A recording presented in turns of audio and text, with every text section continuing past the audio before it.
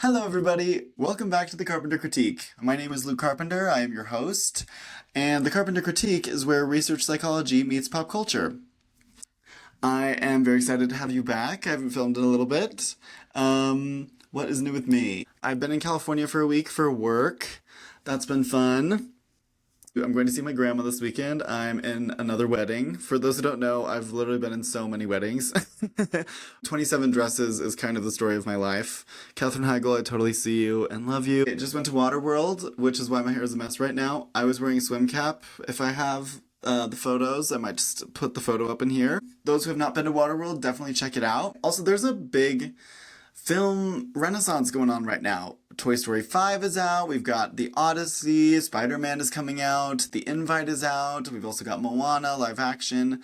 There's a lot of things coming out in the movies. It is summer, so it's expected for lots of movies to come out in the summer, but it's just exciting. I'm glad people are going back to the cinema, we're gaining AMC Stubs A-list members. AMC! AMC! So glad about that. But yes, the movie I'm reviewing is actually part of my little horror trilogy I did. So I did Obsession, and then I moved on to Backrooms last week, and now we are on Leviticus. It is going to just be this little trinity of horror movies, but I didn't want to not honor this great horror renaissance that we're having right now in film. We've had some just absolute blockbuster smashes like Obsession and Backrooms. We've had some really interesting critiques of horror and new sides of horror, such as Hokum and Leviticus, with brand new storytellers, brand new filmmakers. It all came out in 1 month, and I wanted to honor that month.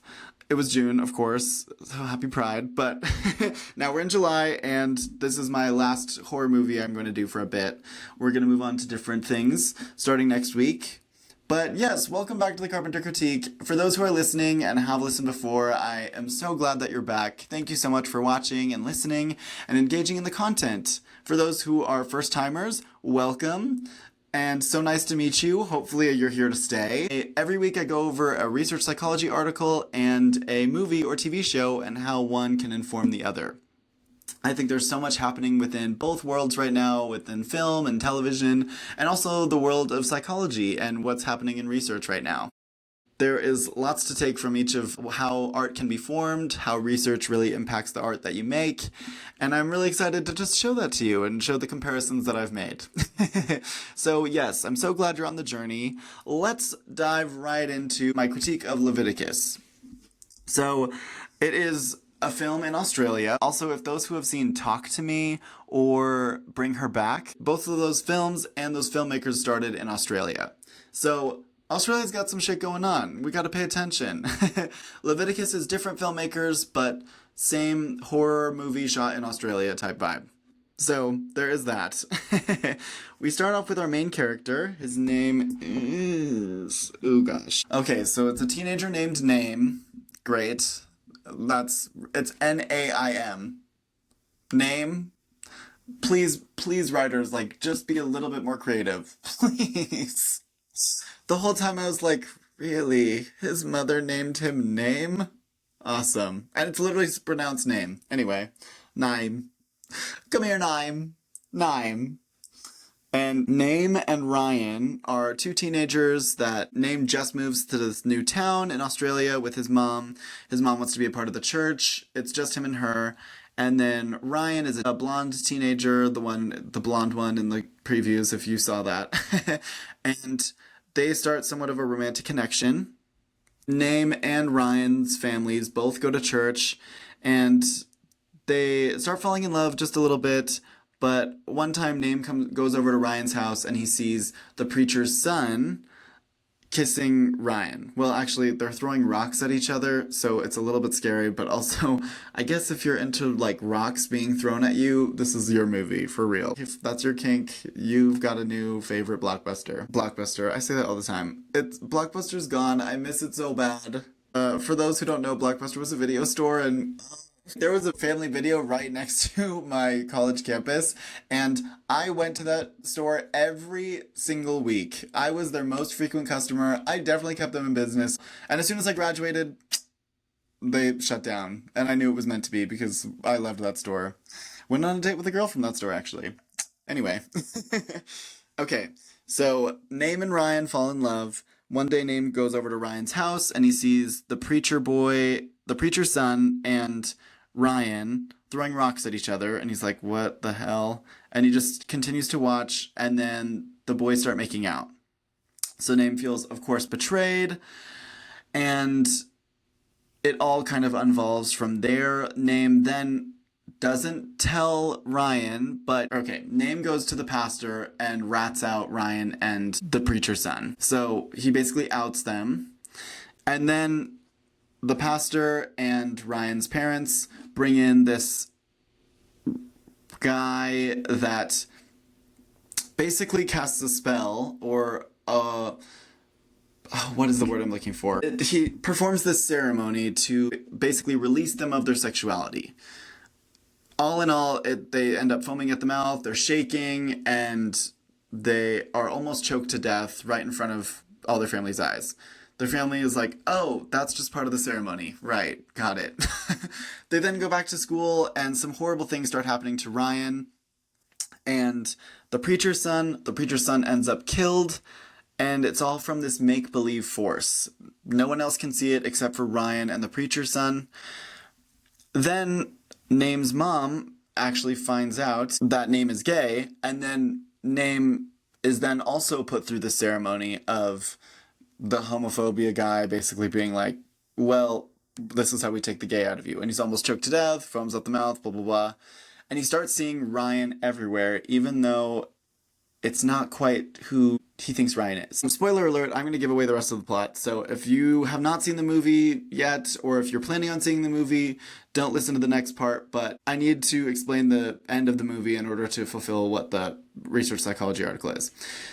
So basically, Ryan and Name are seeing this monster who is disguised as the other one. Apparently the monster comes to you as the person you're attracted to most.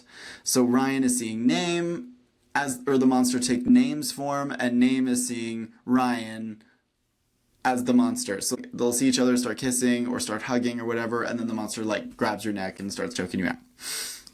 It's pretty interesting parallel because you'll see like Name and Ryan have these really sweet moments together, but then it's ultimately like tricked into this horrible, grotesque mutilation. One time Name like bites Ryan's ear very flirtily, very playfully, and then the next time Ryan sees the monster that's described as, or like looks like Name, he bites the ear off. So it's very, very twisted, very, very spooky.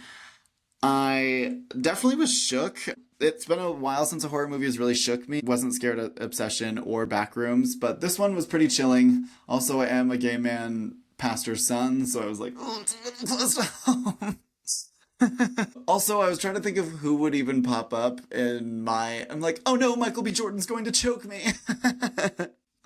Oh no, Jacob Lordy has his hand on my neck. It's like, would that be the worst thing? Oh. Literally, who am I attracted to right now? Like, I have no crushes. I want a crush. I need a crush right now. Oh, I have to text him back. Okay, anyway, I'll text the man back later.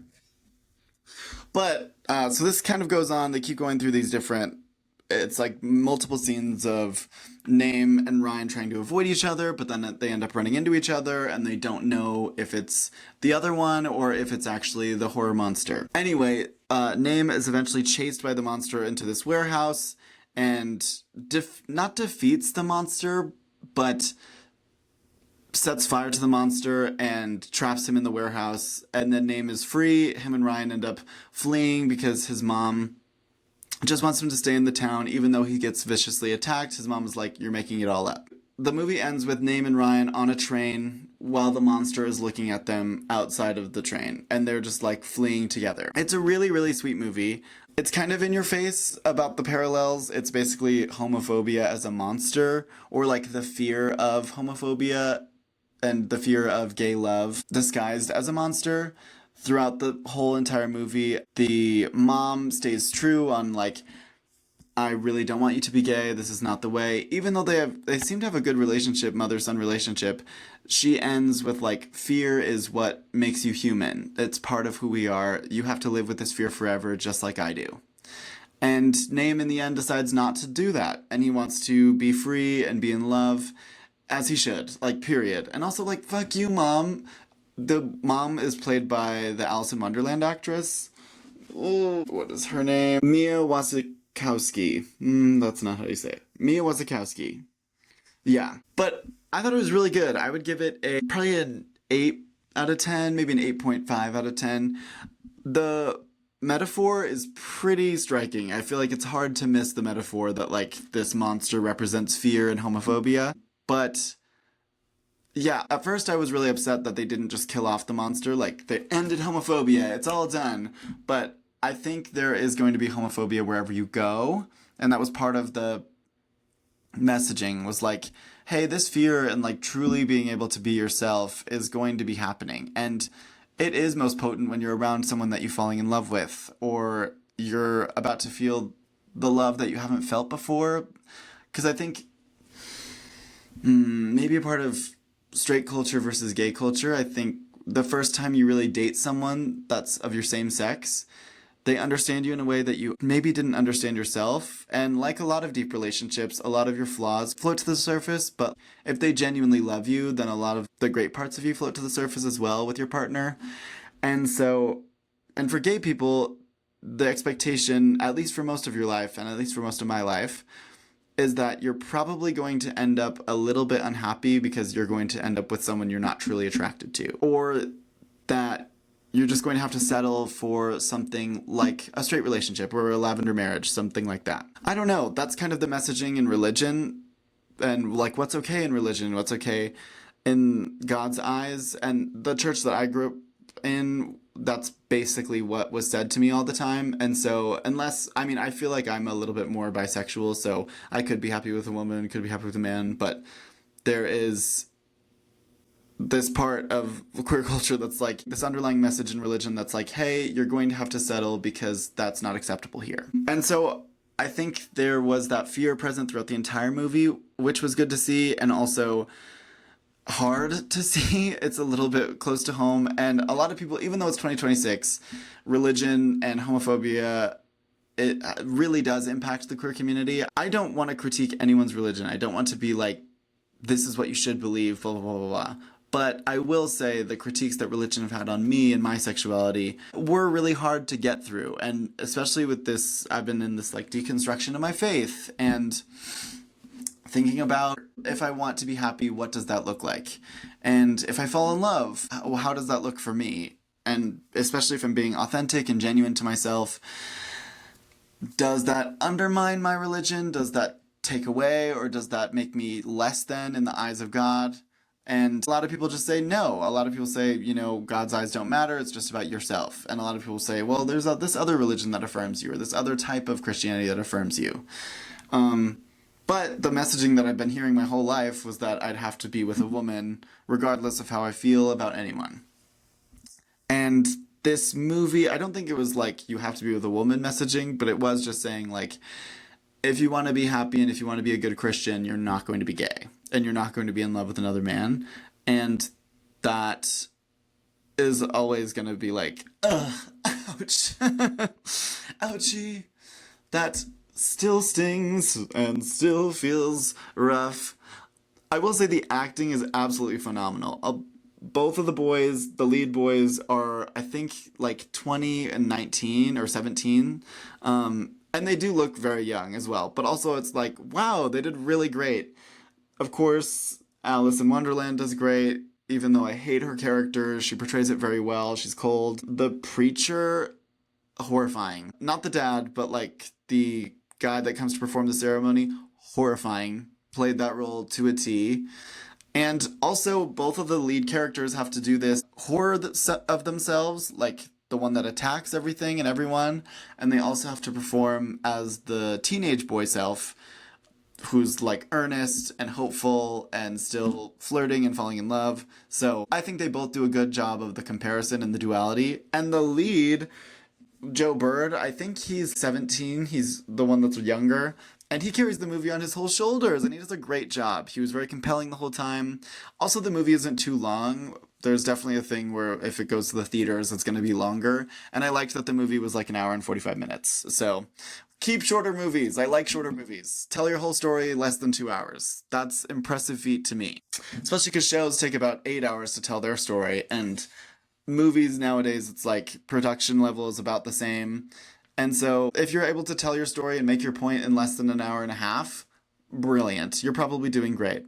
And I thought this movie pulled it off. So yes, I'd give it an 8.5.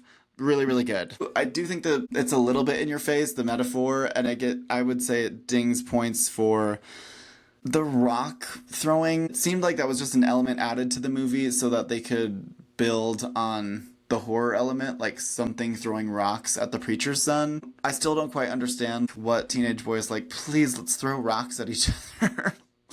But you know what? I don't want to kink shame. I'm not here to kink shame. If you like rocks being thrown at you, you like rocks being thrown at you, and I'm not going to take that away. I'm just saying I don't know how it served the plot, and they probably could have flirted in different ways. Rather than throwing rocks at each other. But maybe it's symbolic of something, and I'm just not seeing it. But it didn't come through, so one little ding for that. And also, they were just really easily accessible to the psych ward. I don't know. There's like very specific visiting hours for psych wards, and they were just able to walk right in and meet the girl who was sent to the psych ward. I don't know. I was like, I mean, I know it's a movie and they like had to move the plot along, but I was like, normally there's some scheduling involved, babe. Like you have to check on the visiting hours. But I don't know. That's just a very small ding. I'm being just like bitchy and picky right now. So I really liked it. I think I'm excited to see, or no, I'm definitely excited to see what the filmmakers bring to their next project, and I'm excited to see what the actors do. I was also already a fan of Shannon Barry, who's in this. She's in The Wilds on Amazon Prime. Such a good show. She does phenomenal in that as well. So it was good to see her again. And I'm going to dive into the psychology article because I think it's about time. The article I've chosen for this week is called Christianity and Fear: The Neuropsychological Process Involved in the Relationship Between Fear and Religion. This is by Courtney, Welch, Horstman, and I will say this is not an original research study. This is a scholarly review article that goes over a few different research studies and then combines them in what she thinks. She also looks over religion, specifically Judeo-Christian values and Western Christianity as a whole. So her central argument is that how Christians perceive God fundamentally shapes their emotional and neurological functioning. So she finds two different research studies where they gathered participants and measured brain activity. The author argues there's two ways that believers often conceptualize God. It's a loving, compassionate God, or a punishing and fear-inducing God. And I would say that's pretty true for a lot of the Christians that I know today. I would say you could either lump them in with God loves me and I feel loved by God, that way I can spread love, or I see God as this punisher and the only reason I believe is so I don't go to hell because I don't want God to punish me by going to hell. And before I go into a lot of the main points of the article, I will also say a big word that I'm going to use is neuroplasticity. So neuroplasticity, which basically means that the brain patterns can change at any time. Like your neurological pathways can move and change at any time. So be aware of that word. All right, everybody, we're going to do a little science lesson. Inside your brain, you have a space of your brain called the amygdala. Your amygdala is the fear center of your brain. So if there's any anxiety, stress, if there's something warning you, or if you're catching something like, oh, hey, that doesn't look right, your amygdala is going off and sending signals to the rest of your brain and your body. You also have something called the anterior cingulate cortex, which is the ACC. So the ACC helps regulate empathy, compassion, emotional regulation, moral reasoning, anxiety control, and also thoughtful decision making. Not a huge shocker, but when the researcher looked into this, she saw that a lot of people who viewed God as very harmful and punishing, and God is here to like basically kill you for your sins, essentially. A lot of that is the fear-based processing. So if you view God and the way of fear, your amygdala is very active. And if you view God in a way of love, your ACC, or your anterior cingulate cortex, is the one that's a lot more active than the other. And so, like we said, that your image of God really does affect your brain. The article argues that people don't simply believe something intellectually. Its repeated beliefs become neurological habits. So if people repeatedly think, oh, God loves me, then the circuits in your brain that are more likely going off are going to strengthen thoughtful reasoning, loving thinking, and a lot more compassion for other people. If someone is repeatedly thinking, well, God is very angry with me, or God is not happy and he will punish me for my sins, then your brain is repeatedly strengthening those fear circuits. So the amygdala is going off being like, God hates me, he's gonna punish me. And over the years, these patterns become automatic through neuroplasticity, which is, of course, how your brain is operating and the way it can change. Though I will say, the way the article uses it a lot, neuroplasticity is talking about how patterns can change.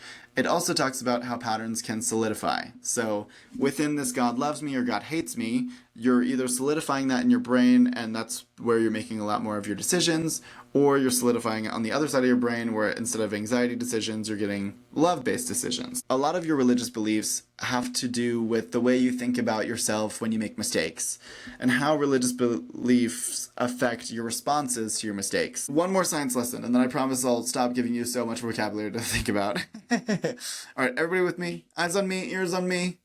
We're gonna listen to this last one. So we also have something called ERN. And now that's not an emotion or emergency response nurse. In this Carpenter critique today, it is error-related negativity. So ERN is error-related negativity. I'm just going to say negativity. But a lot of your brain signal produced by the ERN is from the ACC, which is the happy one and the compassion one, part of your brain. And it's generated immediately after making an error. So you have grace with yourself, and it's also linked with anxiety and emotional distress, but like, if you have higher error-related negativity, then you are going to be like really mad at yourself for these mistakes. You are not compassionate with yourself a lot. But if you have lower ERN or this negativity in your brain, then you're going to be very graceful with yourself, have a lot of compassion for yourself, blah, blah, blah. I know I could use more of that. Okay, but let's dive into the study portion. So that was the vocab section. Now we're going into the studies. So the first study was just a religious questionnaire. The researchers were looking into how your brain is affected when the participants fill out religious questionnaires and think about God and think about their relationship to God. They found that people with stronger religious beliefs showed lower emotional negativity, and they also showed less negative emotional reaction after their own mistakes. The article interprets this as evidence that religious beliefs can influence emotional regulation, though it does not claim all forms of religiosity have identical effects. The second study was researchers randomly putting their participants into 3 different groups, and this study actually took place at BYU. I just went to Utah for a wedding, so this is ringing especially true. But the 3 groups were God's love, Group 1, God's punishment, Group 2, and religion as peace. That's Group 3. Participants then completed different tasks having to do with that religious group that they were in while the brain activity was measured. This is pretty cool. Like, you're just being a little hooked up to your brain simulator and talking about God and talking about religion. I would love to deep dive further into this, but for time's sake, I'm going to keep going.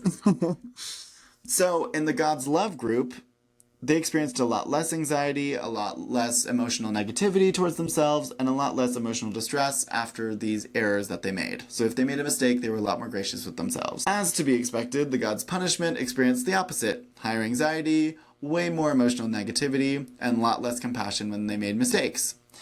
What's interesting is the religion as peace group went a lot more with the God's punishment group.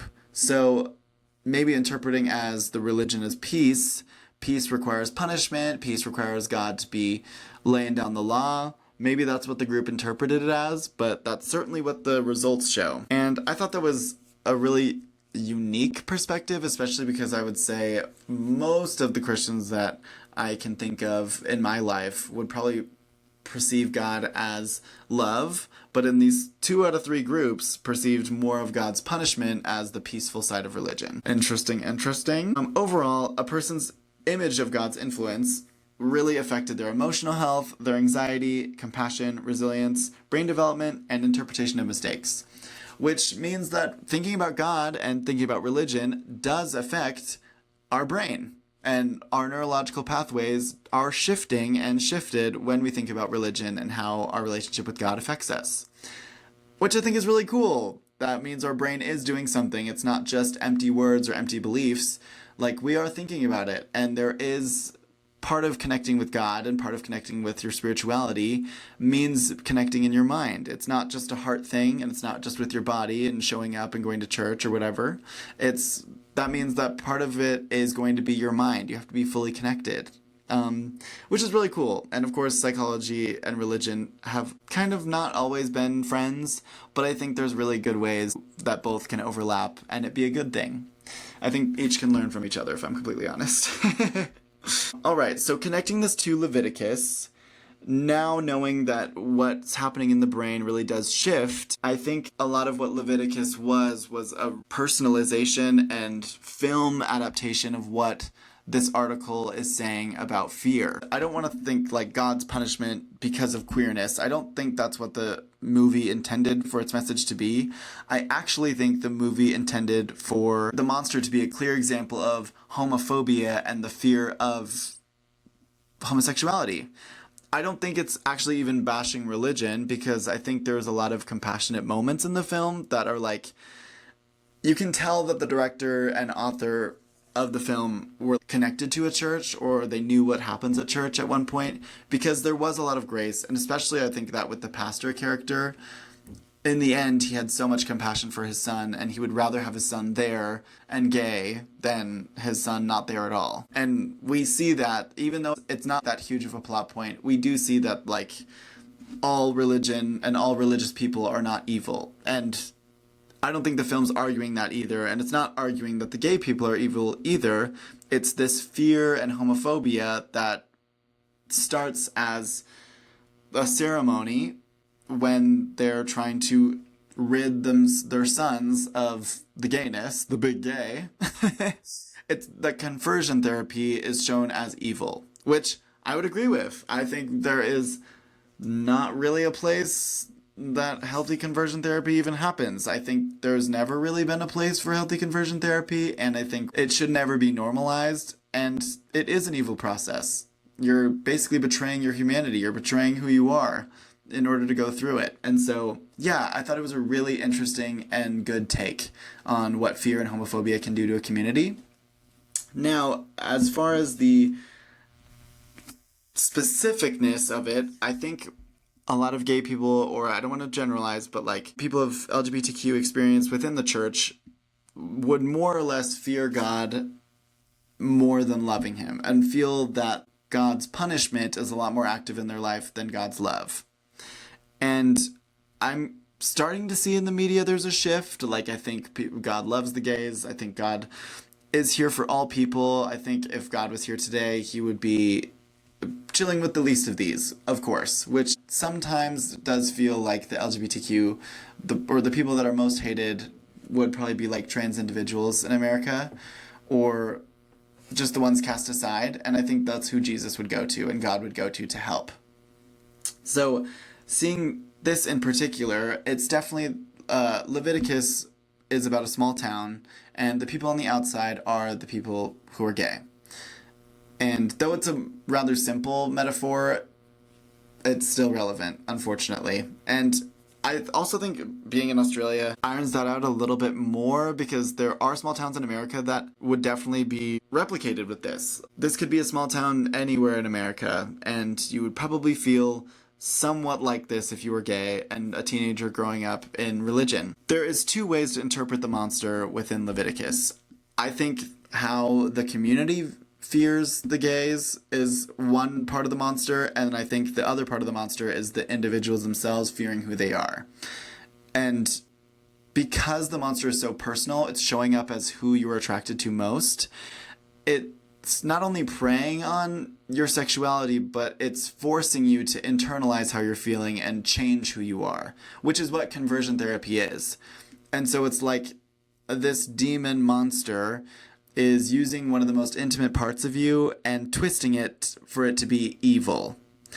And what breaks it in the end is love. The way that they're able to fight the monster is by owning that they really do love one another. And the monster keeps its distance when they're together, because they know they're together and because they know each other. The way that they're able to fight off and confirm that it's each other is telling each other stories about what they really know about each other, and to really feed into the love. I think we see these moments of humanity specifically between the two boys when they're showing love to each other, and just finding themselves, but also falling in love. And I think falling in love is so human. It was really cool to see that it was just like so authentic, and that could be any two boys anywhere, like trying to experiment and find who they are and then falling in love with each other. That could be anywhere, you know? And so not only was that small town feel and that homophobia within a small church feel could be anywhere, but I also felt like the love story, the love and fear were balanced out really well throughout the movie, just like it is in the article, that love will fight the fear, just like if we think of God as love versus if we think of God as fear. It's going to be a lot less preying on your anxiety of if you're doing the right thing versus if you're able to live in the love and live in who you are. That's going to break that anxiety, just like it breaks the demon in the film. Gosh, I kind of ate with that. I wanted to talk about how just it feels so authentic. This movie feels so authentic. And I liked that there wasn't this big splash of special effects. It really is so, it feels so personal, and it's because it's really intimate. Like the whole time, it's only focused on these handful group of characters. It's pretty small scale. There's not these huge set pieces other than the warehouse, but the warehouse is like in the middle of nowhere. And so it all feels very intentional, and it feels very correct. Like if the demon is really an example of what conversion therapy is, and fighting yourself as well as your community telling you're wrong, but you're still feeling this inauthenticity when you're with your community. And so the only time you can be authentic is also when you're the most scared. It's just all so personal and all so real. At least for me, a lot of it was really relatable. I hope the director does reach audiences with it, and I hope he's able to create more stories because of how brilliant this story was. But I think it's going to be really affecting a lot of LGBTQ people. I think people will see it and be like, oh shit, this is pretty close to home, because it feels really close to home. It feels so intimate, and like part of coming out and truly being yourself is getting over this fear. There's a lot of times that you have to be so brave. And even if you're not trying to be brave, it just kind of happens. And if you want to be authentic to yourself, there is some portion of you that has to get through this anxiety of like, how are people going to receive me? And even if they're afraid of who I really am, that's just what, either I'm going to have to make the decision to hide that part of myself, or I'll make the decision to be who I am, and they're just going to have to deal with it. And I'm glad the film ended on the latter. I just want you to know, like, anybody who's listening, if you ever feel like you are not being authentic, or if you are not being who you really are, or if there's some fear in the way, just know that love will counteract it. There are parts of your life that you feel love, and you can focus. It's just easier to focus on those. And if there are people that are afraid of who you are, and if you are afraid of who you are, I would totally encourage you to talk to someone about it. Talk to someone you love. Let the love break that fear cycle. I think what's really helped me is the compassion from my really close friends. I think there is some people that know me truly, and it's hard, but like allowing yourself to be known is a whole different thing. And part of growing up is really breaking down your own walls and trying to figure out how to relate to other people, but also be authentic to yourself. And yeah, I just want to say I support you, and however you want to express yourself, I think there is going to be a place for it. And sometimes you just have to look a bit harder, and sometimes it's really scary and it feels like a demon is at your throat, but I promise you, you're going to be okay. And we're going to get through this. And as long as you let love break the cycle, you're going to be there too. You're going to be through the cycle in the end. I don't know if that was... Sorry if that got a little preachy. But basically what I'm trying to say is I'm here for you, and I know you will have people to go to as well. Only want to spread love on this channel, and I think though Leviticus is a fear demon, conversion therapy demon, there was a lot of love in the film too, and I'm really glad that it wasn't shown so bashing queerness or bashing religion. It was bashing fear itself. And a lot of times that's a very human thing, working through fear. That is basically all I have for you today. I want to thank everybody for engaging in the content. If you want to follow me on any social media, I am at the Carpenter Critique on all social media platforms. Don't forget to subscribe to the YouTube, subscribe on Spotify, or subscribe on Apple Podcasts or Amazon Music. Thank you so much for watching my channel, and I will see you next week. Bye!